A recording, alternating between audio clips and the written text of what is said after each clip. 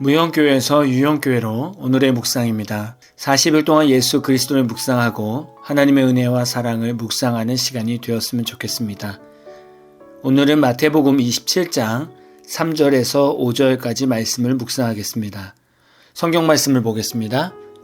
그때에 예수를 판 유다가 그의 정죄됨을 보고 스스로 뉘우쳐 그 은 30을 대제사장들과 장로들에게 도로 갖다 주며 이르되 내가 무죄한 피를 팔고 죄를 범하였도다 하니 그들이 이르되 그것이 우리에게 무슨 상관이냐? 내가 당하라. 하거늘 유다가 은을 성소에 던져놓고 물러가서 스스로 목매어 죽은지라. 말씀을 읽고 큐티하다 보면 어떨 때는 마음이 많이 찔리는 묵상을 하게 됩니다.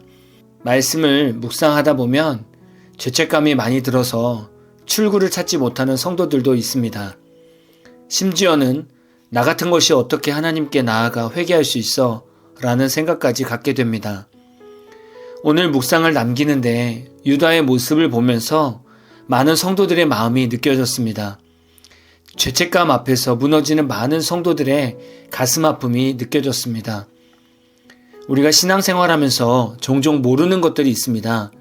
하나님을 믿는데 하나님을 잘 몰라서 하나님을 오해하고 그래서 스스로 하나님을 떠나는 것입니다. 오늘 말씀은 유다가 예수님을 팔고 그의 사형 선고를 듣고 나서 자신의 죄를 뉘우칩니다. 그리고 유다는 자신의 과거 죄책감에 빠져서 괴로움에서 나올 수 있는 출구가 없었습니다. 왜냐하면 유다는 하나님을 몰랐기 때문입니다. 그래서 유다가 선택한 출구는 스스로 목을 메고 죽는 것이었습니다. 저는 이런 성도가 생기지 않기를 원하는 것입니다. 당연히 죄 때문에 목을 매실 분은 없겠지만 목을 매는 것 같은 힘든 결정을 내리실 수 있습니다. 그것은 죄책감으로 인해서 하나님께 다시 돌아갈 마음을 포기하는 것입니다. 이런 마음은 갖지 마십시오. 오늘 유다의 마음과 상황을 묵상해 보겠습니다. 그리고 유다와 지금의 성도들을 비교해서 묵상해 보겠습니다. 유다는 오늘 말씀에서 그의 정죄됨을 보고 스스로 뉘우쳤다고 말씀하고 있습니다. 그의 정죄됨이라는 말은 예수님이 빌라도에게 넘겨지기 전에 산헤드린 공회에서 사형 선고를 받은 것을 말합니다. 이 말은 유다 자신이 한 행동에 대해서 유심히 지켜봤다는 말입니다. 자신이 예수를 팔았으니 당연히 지켜볼 수밖에 없었던 것이죠. 유다가 지켜보는 가운데 예수님은 산헤드린 공회에서 사형 선고를 받았습니다. 이때 유다는 스스로 자신의 잘못을 뉘우쳤습니다. 그러나 여기서 스스로 뉘우쳤다라는 말을 원어로 보면 스스로 생각을 바꾸다라는 뜻을 가지고 있습니다. 이것은 지금의 성도들이 회개하는 것과 비교해 보아야 합니다. 유다의 뉘우침은 그저 생각에서 깨달아진 것입니다. 그러나 지금 우리가 회개하는 것은 단순히 생각에서만 뉘우치는 것이 아니라 의지의 변화에 이은 삶 자체의 변화까지 포함되어 있는 진실한 회개를 말합니다. 유다가 예수님을 진심으로 믿고 있었고 성령님이 그 안에 있었다면 온전한 회개가 있었을 것입니다. 여러분에게 질문해 보겠습니다. 여러분은 죄라는 것을 느끼십니까? 죄를 지으면 마음에 찔림이 있으시지요? 어느 때는 세상에 빠져서 하나님과 멀리 떨어져 있음을 느끼지 않습니까? 그러다가 스스로 죄를 뉘우쳐서 뒤를 돌아보며 다시 예수님께 갈 길을 보면 참 막막하지 않습니까? 이때 많은 성도들과 젊은이들이 자포자기하게 됩니다. 예전에 뜨거웠던 신앙생활을 생각해보면 얼마나 열심히 기도해야 하는지, 얼마나 열심히 예배를 드려야 하는지를 머릿속으로 계산이 되기 때문입니다. 언제 이렇게 노력하지? 라는 막막함이 우리 마음을 답답하게 합니다. 열심히 영성 훈련을 해야 예전처럼 하나님과의 관계가 회복되리라고 생각합니다. 이렇게 우리의 신앙생활은 죄책감에서 회복되지 못하고 그저 평생 죄책감에 빠져 사는 성도로 남는 것입니다. 이것은 하나님을 몰라서 그런 것입니다. 히브리서 10장 16절에서 18절을 보면 하나님께서 우리를 향한 마음을 남겨두셨습니다. 메시지 성경으로 읽어드리겠습니다. 내가 이스라엘과 세우려는 새 계획은 종이에 쓸 수 없고 돌에 새길 수도 없는 것이다. 이번에는 내가 그 계획을 그들 속에 써주고 그들 마음 속에 새겨줄 것이다. 그리고는 이렇게 결론 지으셨습니다. 내가 그들의 죄를 영원토록 깨끗이 씻어줄 것이다. 아멘. 여러분 기억하십시오. 여러분은 하나님의 특별한 계획 안에 있는 소중한 성도입니다. 하나님께서는 여러분을 고치시고 치유하셔서 다시 쓰실 수 있는 분입니다. 여러분이 죄를 뉘우치고 진심으로 회개하며 하나님께 나오시면 하나님은 예수님의 보혈로 여러분의 어떠한 죄도 다 씻어주십니다. 그리고 이렇게 말씀하시는 거예요. 내가 너의 죄를 영원토록 깨끗이 씻어줄 것이다. 하나님은 우리의 이런 연약함을 아시고 예수님을 이 땅에 보내주셨습니다. 유다는 삶을 변화시킬 수 있는 회개를 몰랐습니다. 그러나 여러분은 아시지 않습니까? 그러니 죄 때문에 절대 신앙을 포기하지 마시고 다시 일어서십시오. 다시 예수님의 이름으로 회개하며 나아오십시오.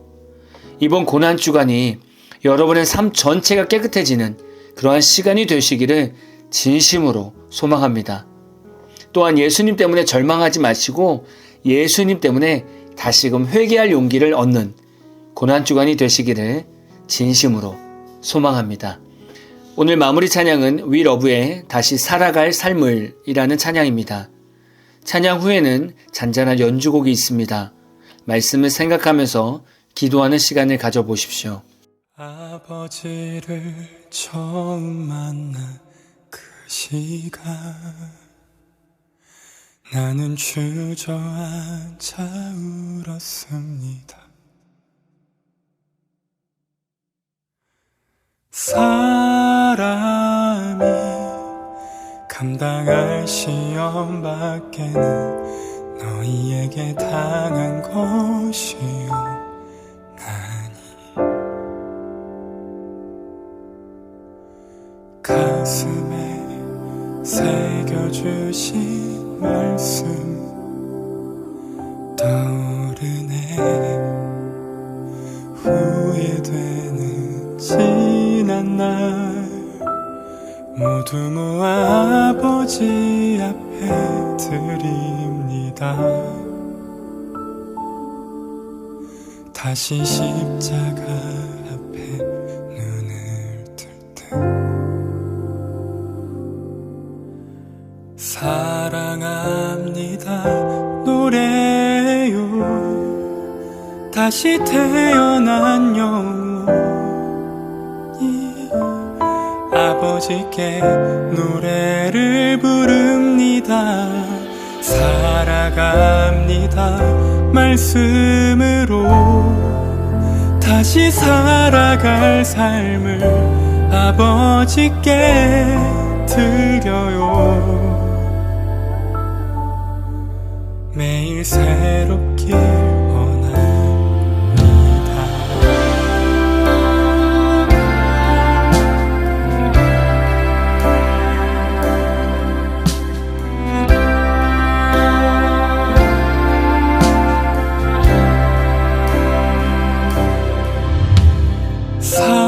사람이 감당할 시험 밖에는 너희에게 당한 것이요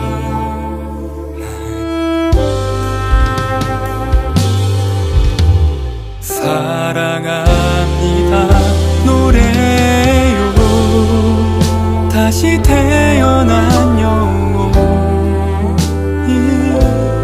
아버지께 노래를 부릅니다. 살아갑니다 말씀으로 다시 살아갈 삶을 아버지께 드려요.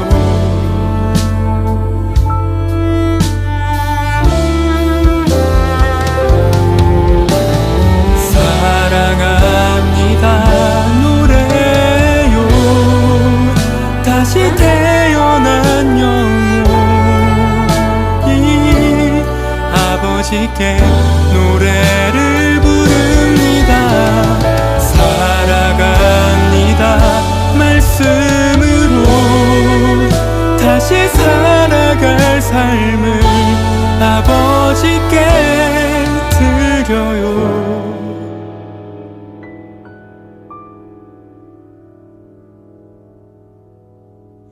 매일 새롭기, 매일 새롭기, 매일 새롭기